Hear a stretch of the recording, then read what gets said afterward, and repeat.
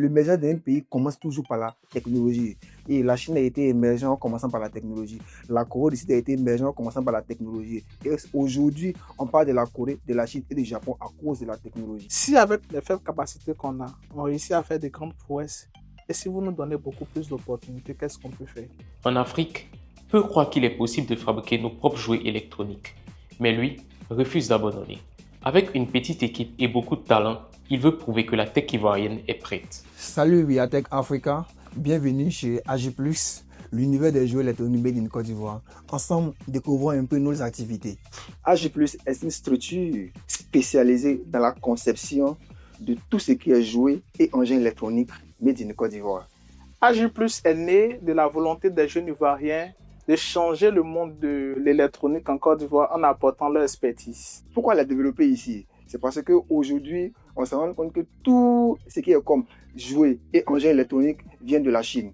Donc aujourd'hui, si la Chine a un souci d'approvisionnement en termes de jouets électroniques, on ne pourra pas avoir de jouets ici pour nos enfants. Les Noëls seront vraiment en vain. 80 à 90% de ce qui est fabriqué ici est pris localement. Ce qu'on importe plus, c'est les composants.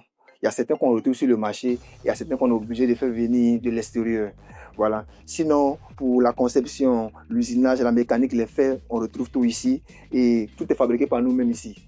Les poignées sont fabriquées par nous-mêmes, le revêtement. C'est seulement que les composants qu'on importe beaucoup. Pour certains modèles de véhicules, on a dû recycler certains éléments, tels que les pneus par exemple, qu'on a eu localement à la casse et autres, qui étaient vraiment importants pour la conception de nos modèles de véhicules.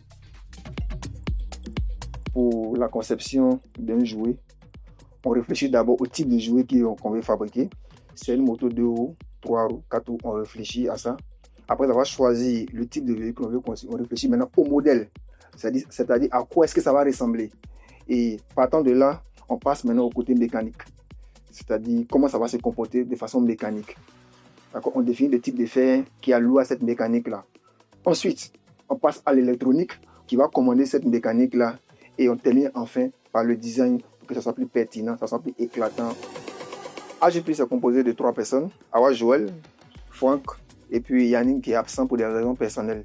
C'est moi qui suis chargé de définir le plan de créativité, c'est-à-dire qu'est-ce qu'on va créer, quelle est la technologie qu'on va apporter dedans, à quoi est-ce que ça va ressembler et quel sera le comportement de ce qu'on va créer. Moi, je suis surtout au niveau de l'électronique, de la conception des cartes électroniques. Actuellement, je travaille principalement au niveau de la communication du relationnel pour permettre à la structure d'avoir de la visibilité. Yannick, lui, il est surtout au niveau de la conception logicielle de tout ce qu'on va faire dans le but d'avoir des designs peaufinés et puis qui correspondent à nos visions. Pour arriver à faire connaître notre création, dans un premier temps, nous nous sommes penchés sur nos connaissances.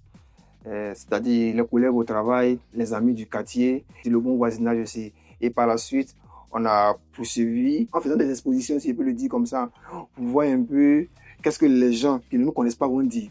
Parce que si les retours positifs viennent de nos connaissances, on se dirait comme c'est nos connaissances, c'est pourquoi ils veulent nous encourager. Donc on essaie de faire ce type de grand public pour voir un peu est-ce que les gens aux alentours peuvent aussi apprécier. On essaie aussi de toucher les réseaux sociaux. On a balancé les vidéos de nos activités sur Facebook, sur TikTok. Surtout que ce sont des choses que les gens souhaitent que les jeunes fassent et dans lesquelles nous on se lance. Donc les encouragements sont vraiment là.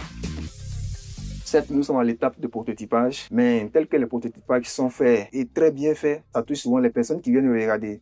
Donc certains nous proposent même d'acheter. Et c'est en ce sens-là qu'il y a certains prototypages que nous avons déjà vendus. Nous avons vendu des vélos électriques qui coûtent sur le marché, je crois bien, 400 000 francs à 70 000 francs. Nous avons vendu déjà des véhicules télécommandés à 15 000, à 10 000 francs. En tout cas, on a vendu pas mal de prototypes. On n'a pas assez de difficultés qu'on a dans le domaine de la technique parce que Dieu faisant grâce, nous sommes en plein essor dans les recherches.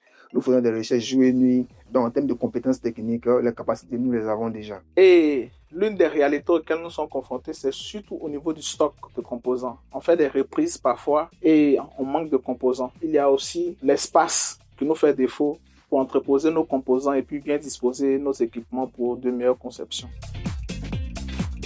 l'émergence d'un pays commence toujours par la technologie. Et la Chine a été émergente en commençant par la technologie. La Corée du Sud a été émergente en commençant par la technologie. Et aujourd'hui, on parle de la Corée, de la Chine et du Japon à cause de la technologie. Le génie existe en Côte d'Ivoire. On a juste besoin que vous nous accompagniez afin de faire sortir les capacités que nous avons. La Côte d'Ivoire a formé des gens et nous en faisons partie. Si avec les faibles moyens qu'on a, les faibles capacités qu'on a, on réussit à faire des grandes prouesses, et si vous nous donnez beaucoup plus d'opportunités, qu'est-ce qu'on peut faire? Ce que vous voyez actuellement, c'est juste une petite partie de ce que nous savons faire. Nous avons fait plus que ça. Mais comme il fallait le faire avec les moyens de bord, c'est pourquoi nous avons sorti ce qui est là déjà. Mais si Dieu faisant grâce, il y a des gens pour nous soutenir dedans, on fera des choses de façon très extraordinaire. Nous allons aller au-delà de ce que vous voyez même.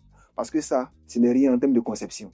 On souhaite que l'État nous aide. On souhaite que le gouvernement s'intéresse à nous. Et c'est véritablement notre cri de cœur. Parce que sans ça, ces idées-là vont rester dans l'œuf et on ne pourra pas les faire éclore. Nous, on vise principalement la professionnalisation de nos activités. On fait être capable de pouvoir desservir et la Côte d'Ivoire et la sous-région. Donc, avec les moyens, on va perfectionner ce qu'on a et on va faire en sorte que ça soit vraiment à l'image de la Côte d'Ivoire, du Made in Côte d'Ivoire. Et ça, c'est notre objectif premier. Et à long terme, je dirais que pourquoi ne pas déjà entrer dans la conception des véhicules électroniques, des véhicules électriques Made in Côte d'Ivoire et autres. Merci à WeAtech Africa d'être passé dans nos locaux. C'est un plaisir pour nous de vous recevoir.